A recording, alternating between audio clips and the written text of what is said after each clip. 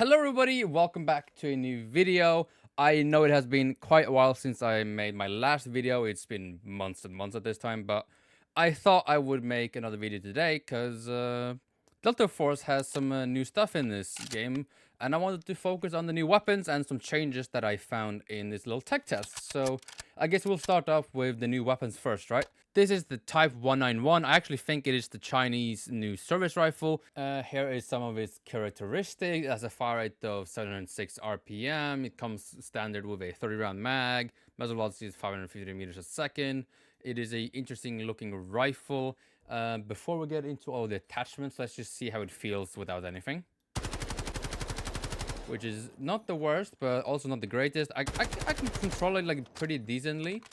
It's not the worst thing in the world, but let's put some attachments on it. This is how I built mine. It might not be the best build ever, but it is how I just quickly put one together for the test and the video. So it's not the most advanced thing in the world. You can actually attach a new thing called a gas block for this gun, which increases the fire rate or decreases it. It also gives some nice bonuses here, actually. This one doesn't really. So let's just test it right now. I also have the calibers here. The calibrate, not caliber. And I usually use this to get extra control. So let's look at it now. Which is not that bad at all, but what happens when we actually try and control the recoil? It has nothing. There's like next to nothing. Like, there's not a lot at all. So let's see how it actually is with the first one here. With the low flow glass, which decreases the fire rate.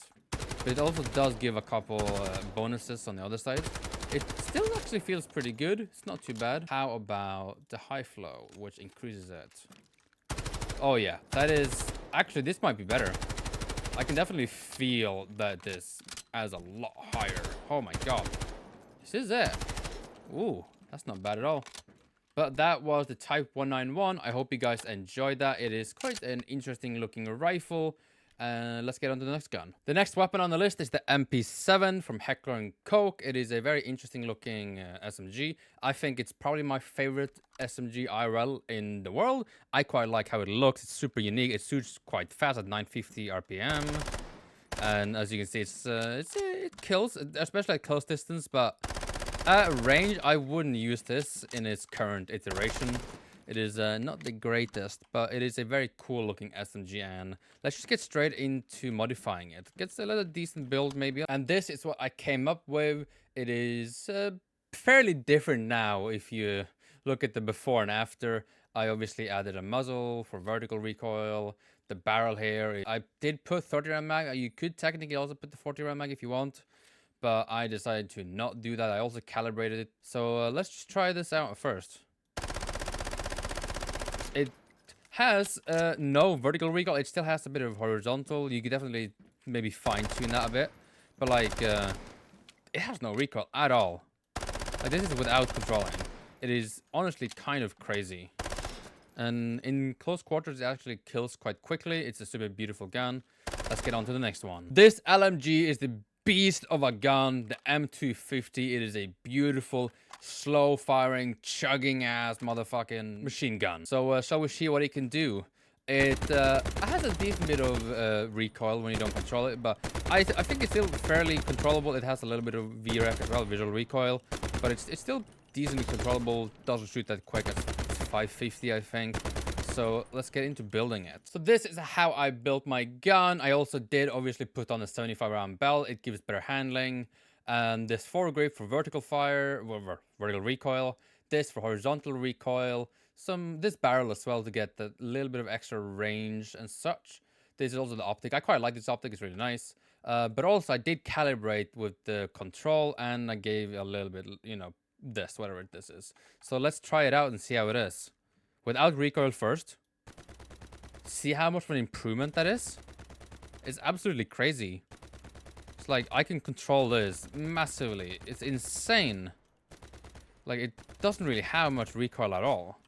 It is a beautiful looking rifle though, and I might actually try to use this compared to the other LMGs, which I didn't think were that great. This one's definitely an improvement over the others. Now we have the PSG-1, which is a DMR from Heckler Koch. It is an interesting looking gun as well. I actually think it's a pretty decent gun. It doesn't shoot the quickest, but It also has not a lot of recoil. Like the punch is actually not bad at all. But even like naked here, like no build, it still works really well. And like I can do this. There's like just not a lot of recoil in general.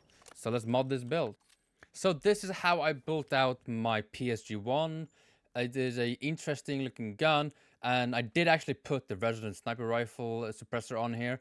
And you might see it has less handling, stability, and fire rate, which it absolutely does. But what this thing has is it can increase the fire rate. Obviously, less stability, but I think that is a pretty good trade-off. Alongside here, I have the stock. I forgot to do this, and I also forgot to put this over here, but that is fine. So let's take a look. And you might ask, why this little scope? It actually is pretty cool. Obviously, it can zoom in, but it also has like a adjusted like bullet drop thing. Let's try this gun. That's awful by me, but as you can see, this thing doesn't have that much recoil. Like, it's not that bad at all. I think this might be at least top 3 of my new marksman rifles in this game, I think. It shoots pretty well. It shoots flat. It is really nice. Hope you guys enjoyed this gun as well. To the next one. Now, this gun is a bit of a legend. It is the 1911. It's a pistol, 45 ACP. It's a very legendary pistol. It actually handles really well in this game. It is a 2-shot to the head, which you will be able to see just here. Boom. At least at a certain distance, it is pretty good. And it feels great. It sounds great. It doesn't have a massive amount of actual recoil. It does have a decent amount of visual recoil, though. Like, its front very much heavily goes up, which is, you know, it is what it is. So let's build this thing out. And this is how I have it built out. I do not have the hammer because I don't want to get stability low. But I do obviously have the trigger to get a little bit more fire rate. Same as these. You can basically make it look pretty modern. It's cool. Also have this just for extra control. So let's see how it feels. Which, it feels really nice. I don't recommend looking at my recoil pattern there. But if you space it out a little bit, you can definitely do a bit of damage. I think it's a super cool looking gun.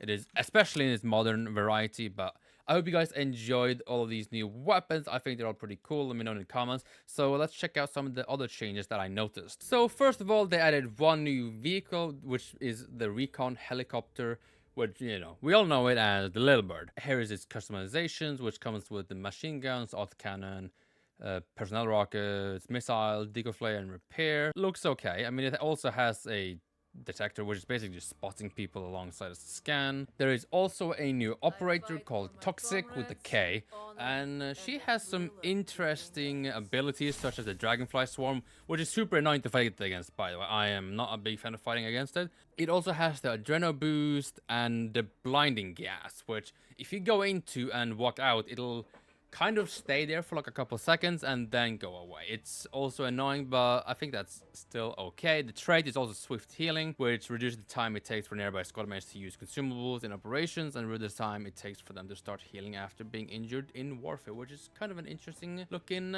medic. So they did also add quite a few new attachments to the game, so let's check out the optics first. First, we have the Insight 612 Sniper Scope, which is high optical zoom, active trajectory drop calculations. This is also, it's basically the same scope, just less zoom on it. Then we also have Fire Control Optical System, which is a very interesting looking scope. It has auto horizontal prediction, but it also has that drop point, which I will show you right now. So you see how we're zoomed in. There's nothing targeted. When I click my little button here, boom, see where that thing goes? It'll essentially, your bullet will land exactly where that point is. So right now, I can just aim there because it's there. Right here, it does go a little bit lower, but if you go look at this guy, it'll look a little bit lower even more, but it'll still hit him because it shows where that trajectory is. See there? I can still hit him because I know.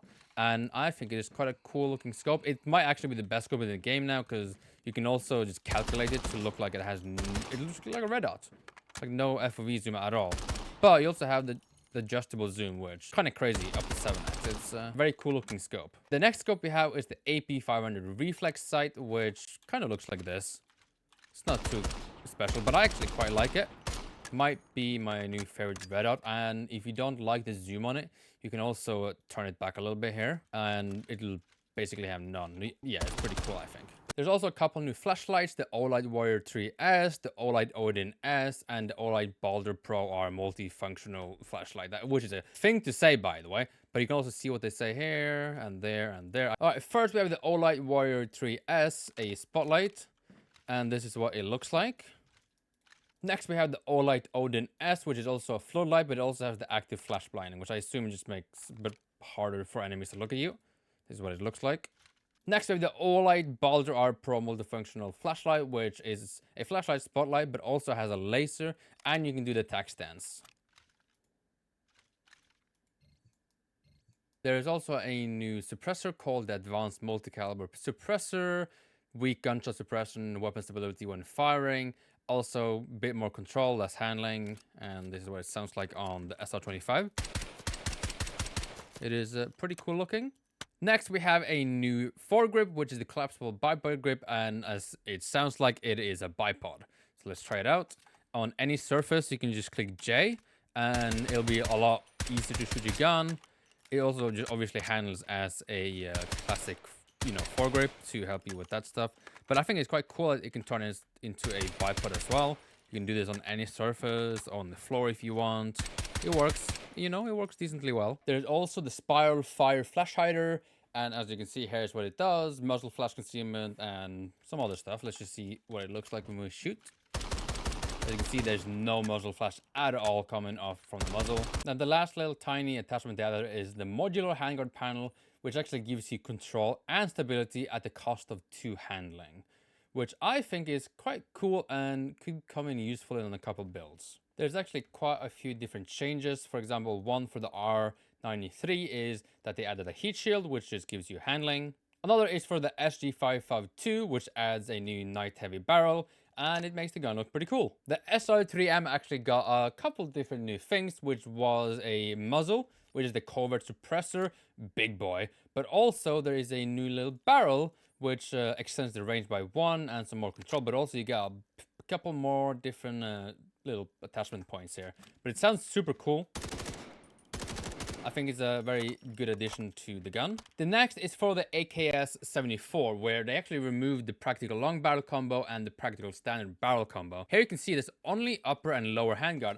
I think this is a good change because with those barrels before, you can actually turn it into an AKM or an AK-12. And I don't think that was a good thing. Right now, I think it has a decent fit now with removed. I know some might be angry about that, but I think it's a good choice. Alongside that, they also added a Bakelite version of the 30 round mag, which is the like orange yellowish kind of thing. The Scar H also had a couple changes, which mostly comes down to the barrels. They actually removed a couple old barrels like the practical short and the practical long barrels, and then replaced them with the Type 0 short barrel and the Beaver long barrel. The SMG45 also had some additions and removals, which came into the removal of the short barrel and the practical ultra long barrel. Now what they did add in return was the Fission long barrel, which is this one, and the Longbow ultra long barrel right here. I think they also might have renamed these two.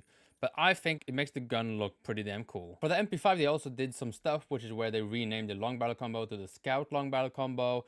Also renamed the short barrel combo to the Stealth short barrel combo. But also, which I think is also, because I'm saying also a lot, renamed the integral suppressor to the MP5 as the Spec Ops integrally suppressed barrel. That's a lot of words and a lot of letters. The revolver also did have some changes to its names, which is where they renamed the Monarch long barrel to the Zephyr long barrel. They also did rename the Whiplash barrel to Zephyr barrel. The rear grip was also renamed from the Frontier rear grip to Zephyr rear grip, as you can see right there. GTR32 and the G3 also had a couple changes, where they both now have the platform marksman barrel combo, which gives them a couple extra options in the muzzle, which would be the resonant sniper suppressor, also the vortex flash hider. Here it is also on the G3.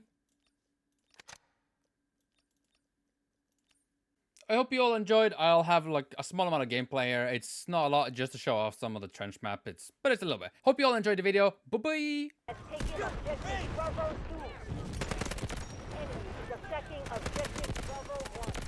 Oh, hello. Oh, damn. Oh, that's a tank. That was not a great spawn.